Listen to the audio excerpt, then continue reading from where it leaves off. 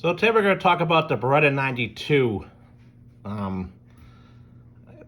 It's a Beretta 92S with an FS slide. We're going to talk about a little bit of the differences of this.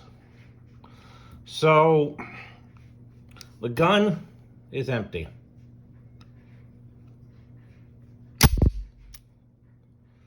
We have the double-sided safety decocker, works fine.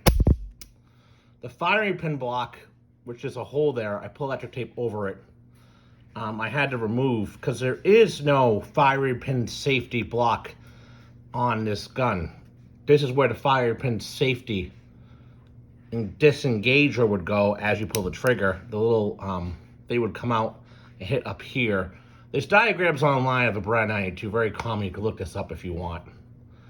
I can't disassemble guns on YouTube to show you because, well, I'll probably get in trouble or something. A couple of changes here. We got better sights now. Much. I can't get the last sight to focus in. Much better sights. More on the tradition of like a 3913 or a 5906 or even a SIG from that era. I'm used to these white dot sights. I thought about having a gunsmith do night sights with these, as it's become a home defense gun now and an EDC at times. But I still see the need for my living area to have night sights. It would be very expensive to get it done. I had to get it done by a gunsmith because, well, by the time I get a decent pulling tool, sight pusher tool, excuse me, and everything else, it'll cost as much as it would for me to pay a gunsmith to do it. Everything else is stock on here, minus the slide. Like I said, the only difference really is this hole here and this here. I thought we'll make it a G model, but the gun is still drop safe.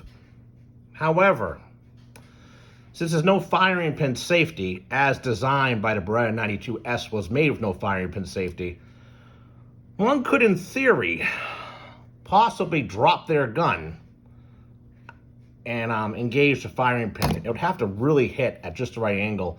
And I don't know if it even would be possible to do, given the protection here and everything. It would be pretty difficult to do, if not impossible, is what I'm guessing. So if I'm unholstering the weapon, I'm just gonna put the safety on and unload it or secure it wherever I'm doing with the weapon at the time. In the holstered weapon will remain off safety and ready to go. You could convert this over to a G model, but I'd rather have the safety on-off when I'm holstering, just on that slim chance that it wouldn't be drop safe. But you got this protection right here. That ain't moving anywhere. That's solid. There's no way.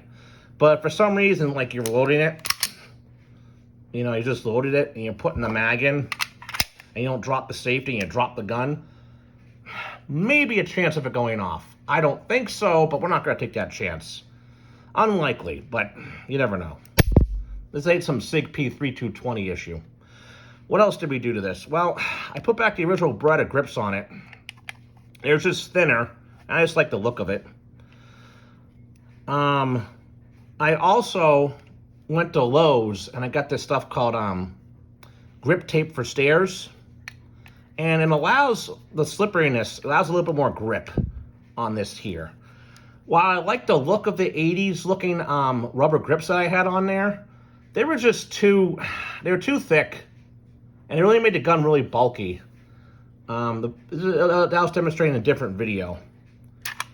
As far as modifications go or accessories, I have the original flat base mag here, 15 rounds.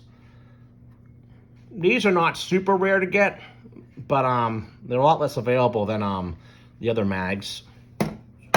Then we have a newer Beretta 92 FS mag, which if you buy them directly from Beretta has a cutout here, as you can see here. But the only difference is you get some weird, as you can see right here, weird sticking out, because the grips are different.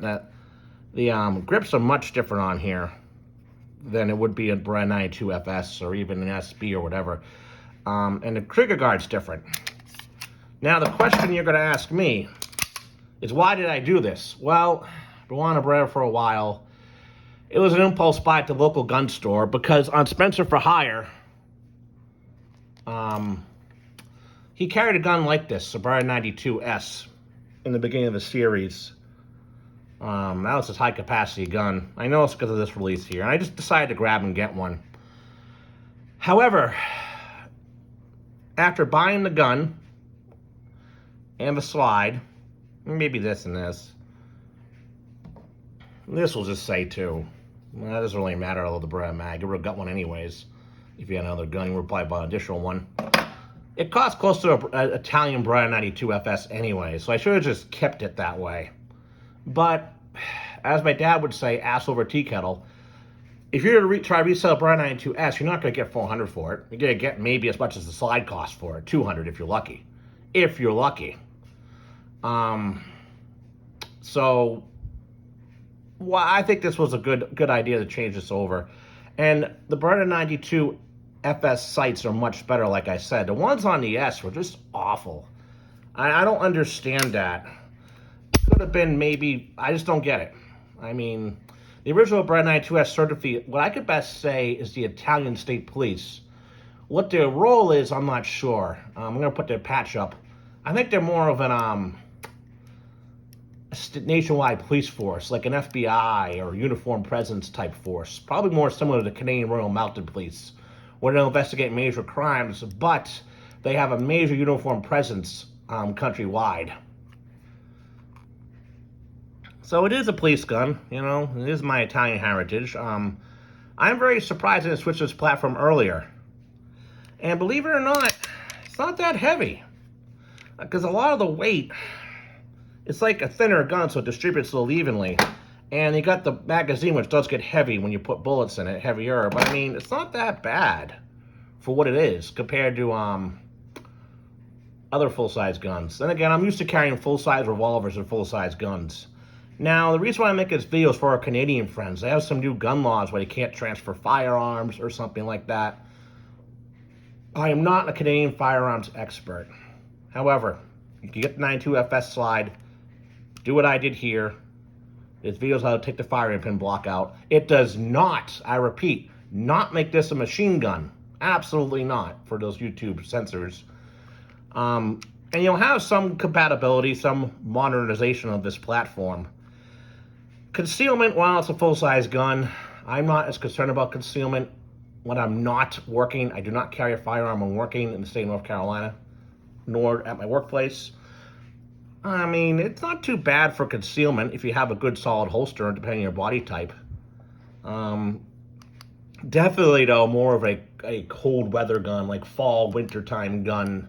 It'll get really uncomfortable carrying it when it's 90 degrees out. That's when you should switch over to the 3913 or the SIG P365 or even a J-frame or K-frame revolver. But it functions just like a Beretta 92 FS. This here, get the focus here, no primer, dummy bullet.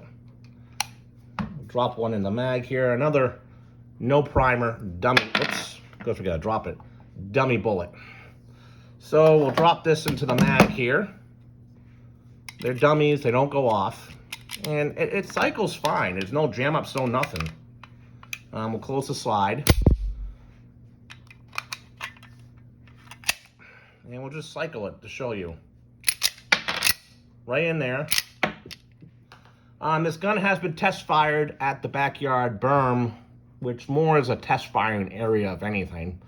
Due to the bee's nest, just the way it's set up, it's very hard to get targets back there. So I fired off about, I don't know, maybe 5 rounds from this or so to make sure it works. It functions fine.